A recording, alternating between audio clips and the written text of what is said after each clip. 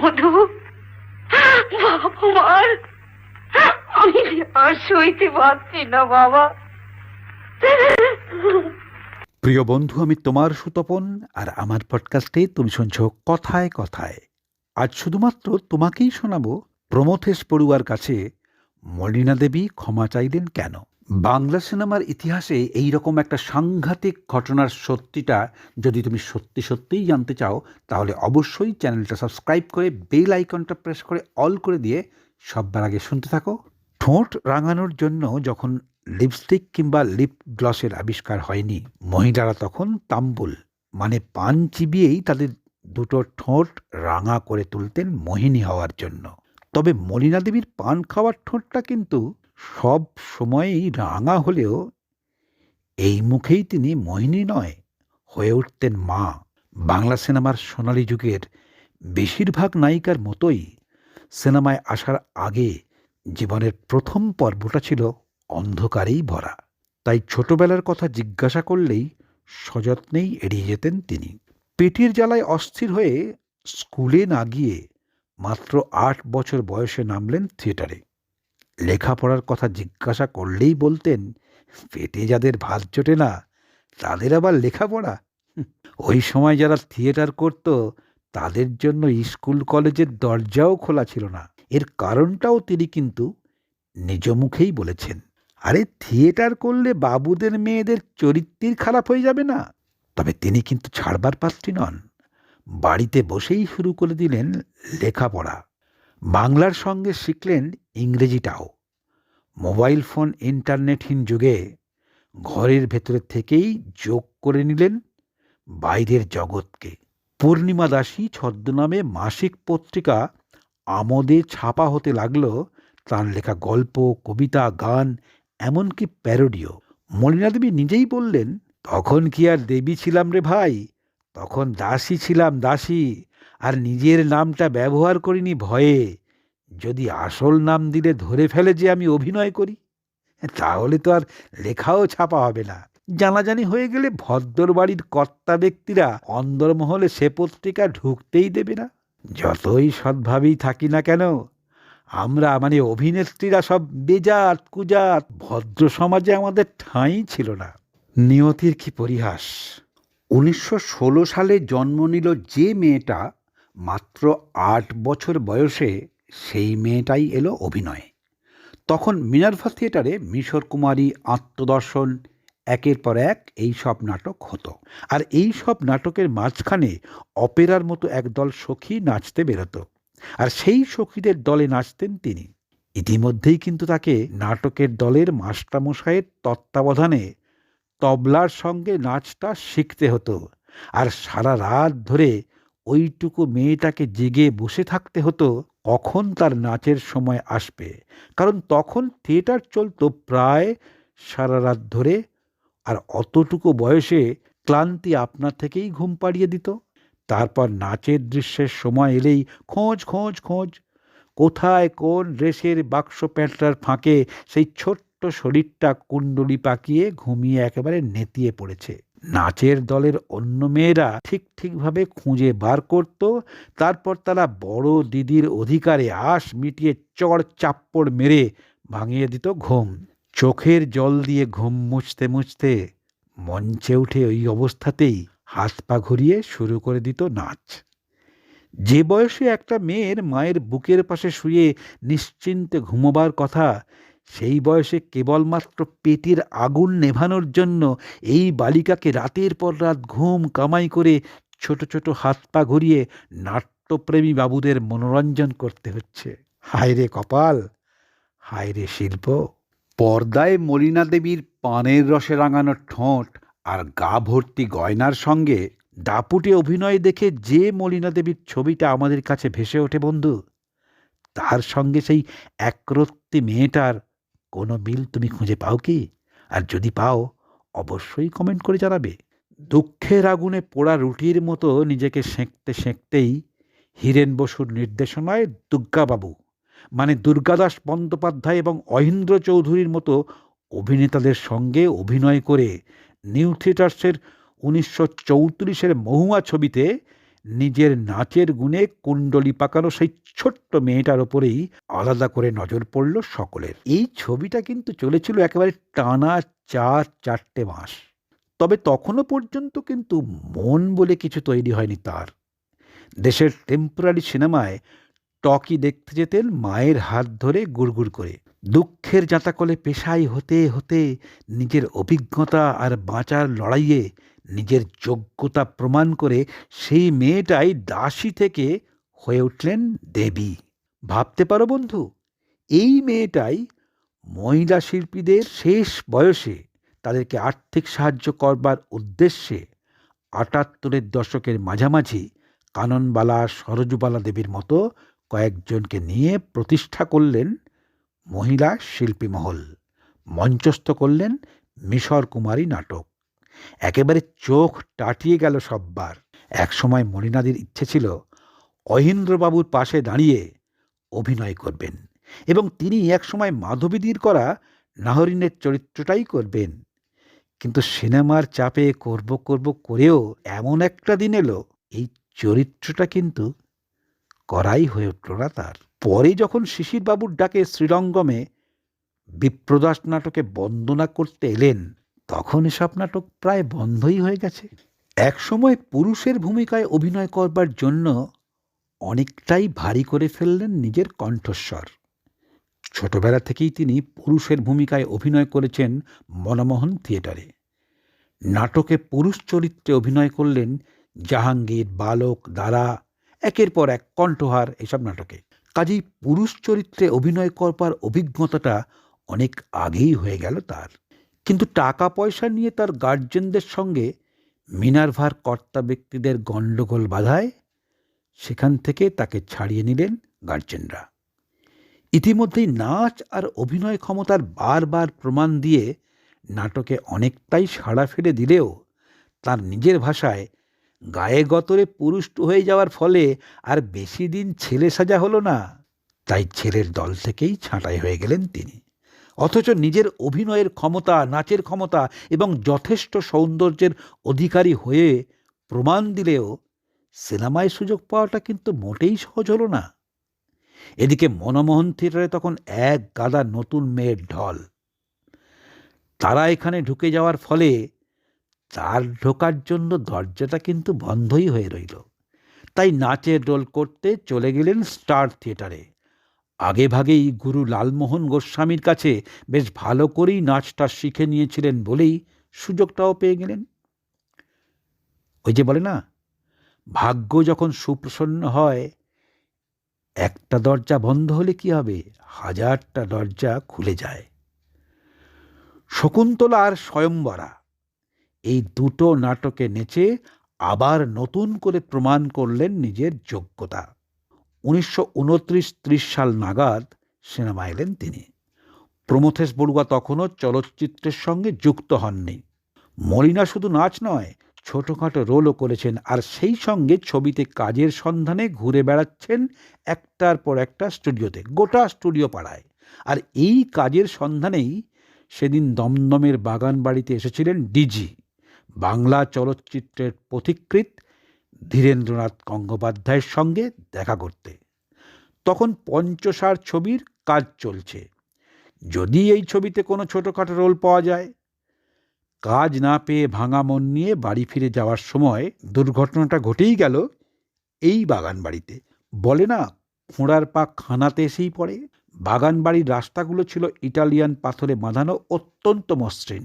শাড়িতে পা জড়িয়ে পড়ে গেলেন ওই পাথরে বাঁধানো রাস্তার ওপর। বড়ুয়া সাহেব তখন শুটিং দেখছিলেন আর একের পর এক সিগারেট খেয়ে যাচ্ছিলেন। হঠাৎ একটা মহিলাকে এভাবে পড়ে যেতে দেখে দৌড়ে গিয়ে তার হাত টেনে তুলে ধরে জিজ্ঞাসা করলেন, আপনার কোথাও লাগেনি তো? অচেনা অজানা একজন পুরুষ মানুষ এভাবে হাত টেনে ধরে তোলাতে একেবারে হকচকিয়ে গেলেন মণিনাদি। একে তো এতগুলো লোকের সামনে পড়ে যাওয়াটা একটা অত্যন্ত লজ্জার বিষয়।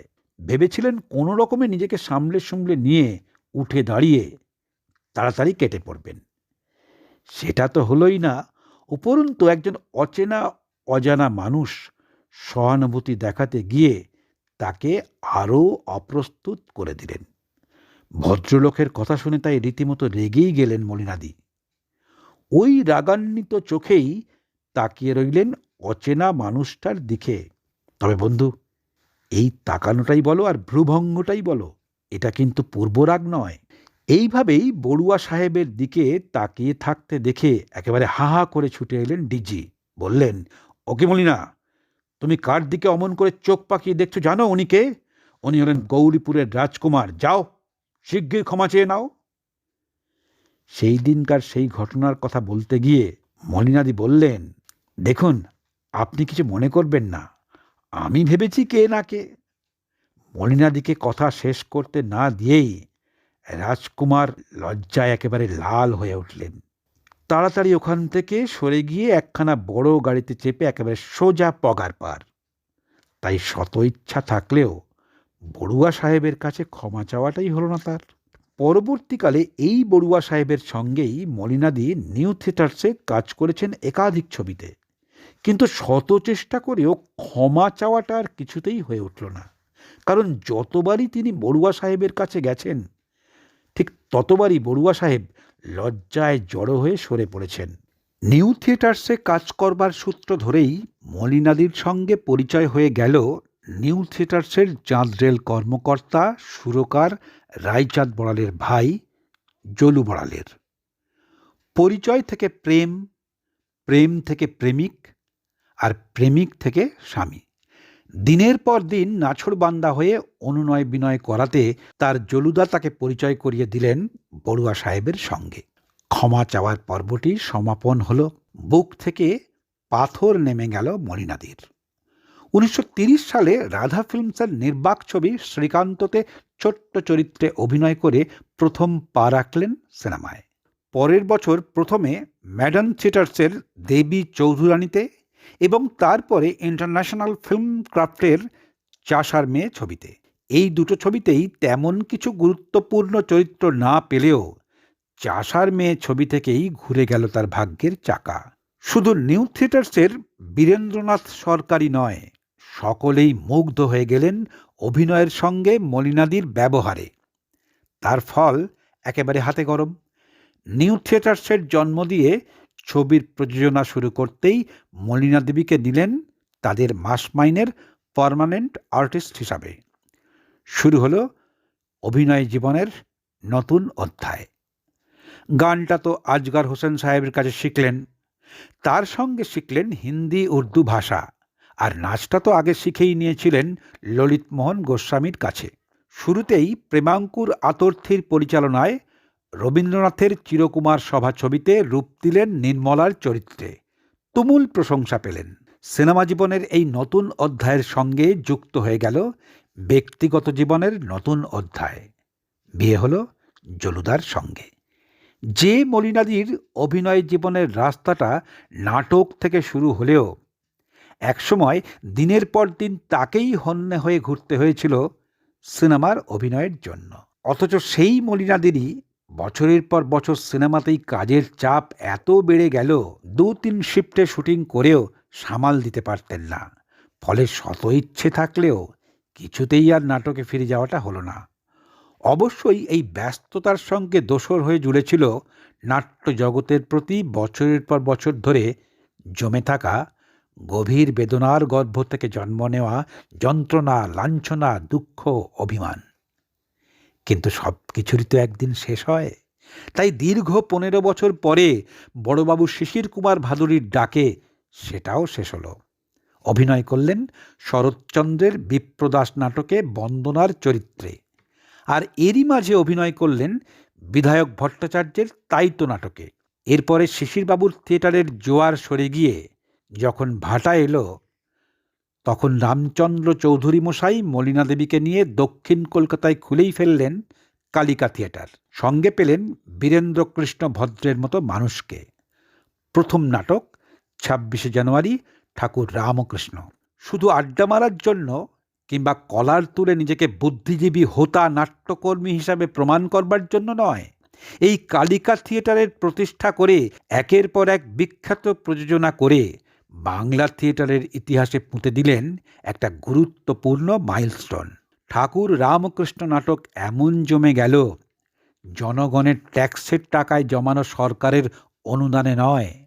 মলিনাদি আর গুরুদাসবাবু দুজনে মিলে নিজেদের কোমরের জোরেই এমজি এন্টারপ্রাইজ নামের একটা প্রফেশনাল দলই খুলে ফেললেন। শুধু গোটা বাংলা নয়, বাংলার বাইরেও একেবারে বুক বাজিয়ে ঘুরে ঘুরে অভিনয় করতে লাগলেন তাদের এই নাটক নিয়ে।